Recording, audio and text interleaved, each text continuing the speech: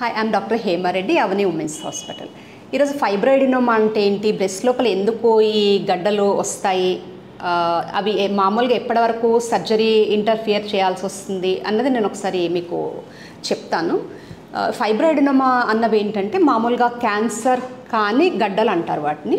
మామూలుగా ఏమవుతుందంటే ఈ 14 ఇయర్స్ నుంచి 35 ఇయర్స్ ఏజ్ వరకు ఈ ఫైబ్రాయిడినోమాస్ అన్నది కామన్గా చూస్తాము.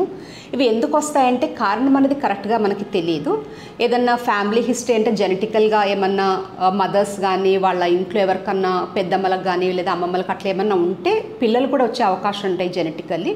ఇంకొకటి ఈస్ట్రోజన్ అనేది ఎక్కువ ఎక్స్పోజ్ అవుతాయి.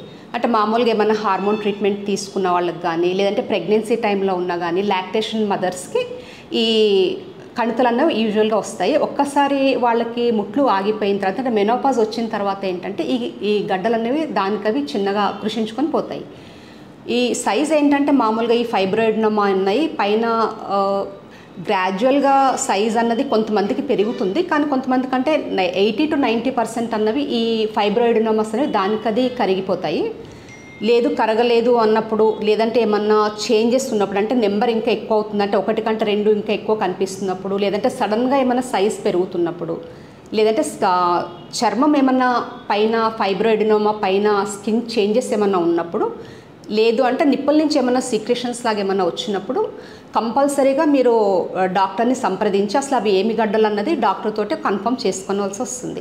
మామూలుగా చిన్న గడ్డలు అన్నప్పుడు దానికి ట్రీట్మెంట్ అనేది ఏమి ఉండదు, స్పాంటేనియస్గా దానికి కరిగిపోతాయి కాబట్టి పెద్ద పట్టించుకోవాల్సిన అవసరం ఉండదు. ఫైబ్రాయిడినోమాస్ అనేది కారణం అనేది మనకి కరెక్ట్గా తెలియదు, కానీ ఇదేంటంటే మొత్తానికి ఈస్ట్రోజన్ డిపెండెంట్ అని అంటారు ఈ ఫైబ్రాయిడినోమాస్.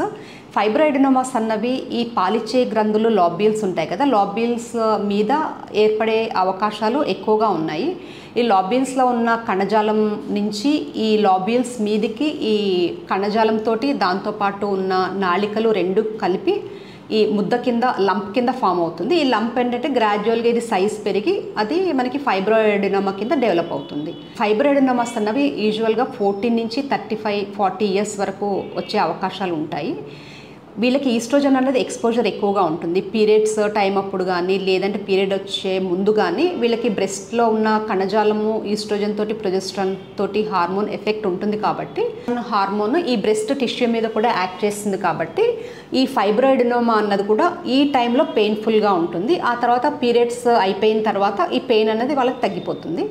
దాంతోపాటు ఏంటంటే ప్రెగ్నెన్సీ టైంలో కానీ లాక్టేషన్ టైంలో కానీ ఈ ఈస్ట్రోజన్ ప్రొజెస్ట్రాన్ హార్మోన్స్ అన్నవి ఈ వీళ్ళకి ఎక్కువగా ఉత్పత్తి అవుతాయి కాబట్టి ఈ ఫైబ్రాయిడినోమా సైజ్ కూడా ప్రెగ్నెంట్ ఉన్న వాళ్ళకి కానీ లేదా లాక్టేటింగ్ మదర్స్ కానీ ఎక్కువగా వచ్చే అవకాశాలు ఉంటాయి. ఒకసారి పీరియడ్స్ అయిపోయినప్పుడు ఈస్ట్రోజన్ అన్నది ప్రొజెస్ట్రాన్ అనేది గ్రాడ్యువల్గా తగ్గిపోతాయి, ఎందుకంటే ఓవరీ ఫంక్షన్ అనేది తగ్గిపోతుంది కాబట్టి హార్మోన్స్ అనేవి వీళ్ళకి ఉత్పత్తి కావు.